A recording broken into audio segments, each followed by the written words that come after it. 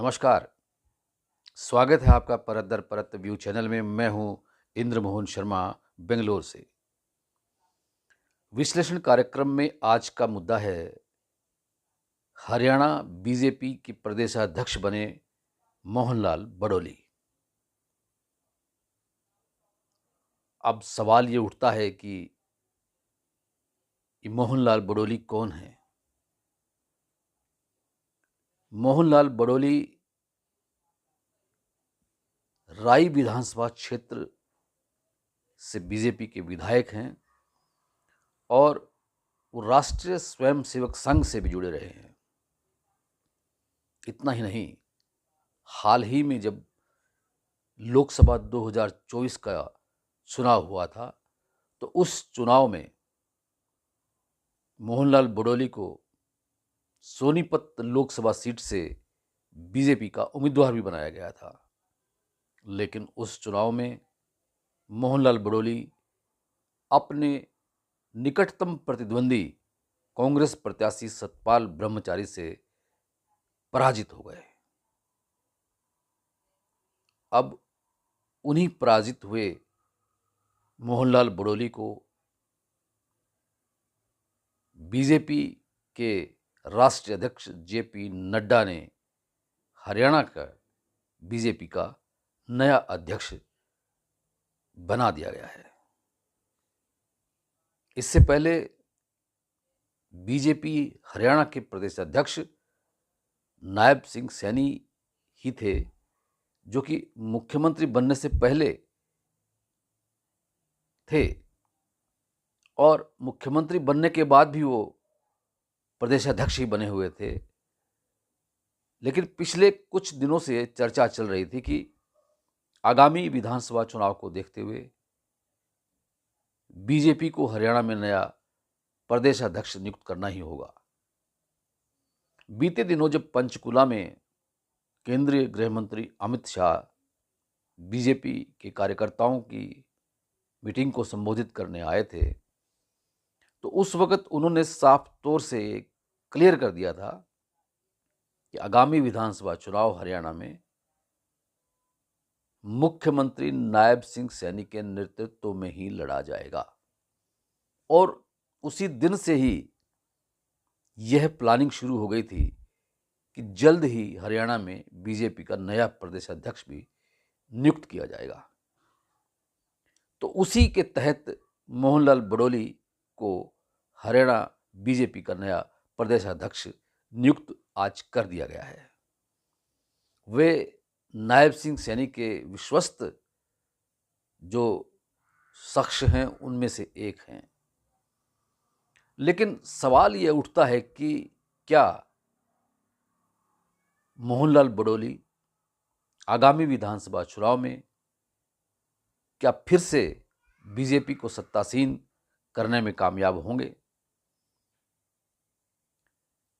क्योंकि विपक्ष के नेता ये कहते हैं कि जो शख्स लोकसभा चुनाव में पराजित हो गया हो और उसी के हाथ में अब बीजेपी के हरियाणा के प्रदेशाध्यक्ष की कमान सौंपी गई हो, तो ये तो चले हुए कारतूस की तरह से कहीं साबित न हो जाएं। सिर्फ अब 100 दिन बचे हैं हरियाणा में कांग्रेस आएगी या नहीं आएगी, लेकिन कांग्रेस के जो नेता ये चाह रहे हैं कि इस बार हरियाणा में कांग्रेस की सरकार बने। 100 दिन बाकी हैं, तो ऐसे 100 दिन में किस तरह से मोहनलाल बडोली हरियाणा में बीजेपी को मजबूत कर पाएंगे, जबकि बीजेपी में ही बीजेपी के कुछ नेता ऐसे हैं जो बीजेपी सरकार की पोल खोलते रहे हैं। जैसे कि बीजेपी के वरिष्ठ नेता आदित्य चौटाला पिछले दिनों सिरसा में आयोजित कष्ट निवारण समिति की जो मीटिंग हुई थी उसमें बोले थे, बीजेपी के सरकार की पोल खोली थी।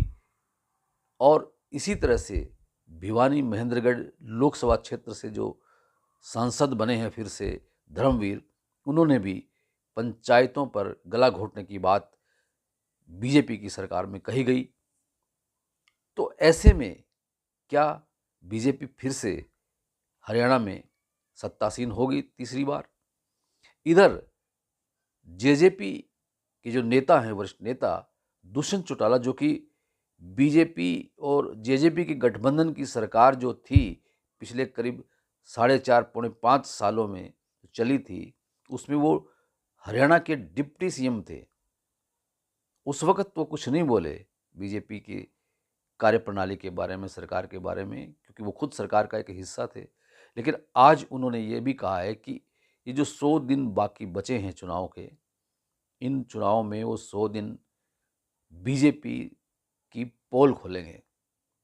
अब सवाल ये उठता है कि जब तक वो बीजेपी गठबंधन में थे, सरकार में डिप्टी चीफ मिनिस्टर थे, तब तक तो वो कुछ नहीं बोले, लेकिन अब वो पोल खोलेंगे।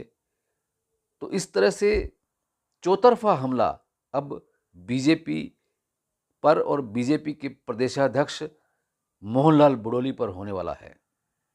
इस हमले को वो किस तरह से बर्दाश्त कर पाएंगे, कैसे वो इस हमले से अपना बचाव कर पाएंगे, पार्टी का बचाव कर पाएंगे, और कैसे वो हरियाणा में फिर से तीसरी बार बीजेपी की सरकार बनाने में सक्षम हो सकेंगे, ये अपने आप में बहुत बड़े सवाल हैं।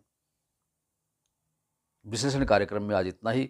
कल फिर किसी नए मुद्दे के साथ आपसे रूबरू होंगे। तब तक के लिए इंद्र मोहन शर्मा को इजाज़त दीजिए, और अगर ये वीडियो अभी तक आपको पसंद आया है तो इसको लाइक कीजिए, शेयर कीजिए, और इस चैनल को परत दर परत को सब्सक्राइब कर लीजिए। बेल आइकन के बटन को ऑल करके क्लिक कर लीजिए, ताकि जब भी हम किसी भी मुद्दे पर कोई भी शो करें तो उसको आपको नोटिफिकेशन मिल जाए और आप उसे भली भांति देख सकें और परख सकें। आपका बहुत बहुत धन्यवाद, बहुत बहुत शुक्रिया।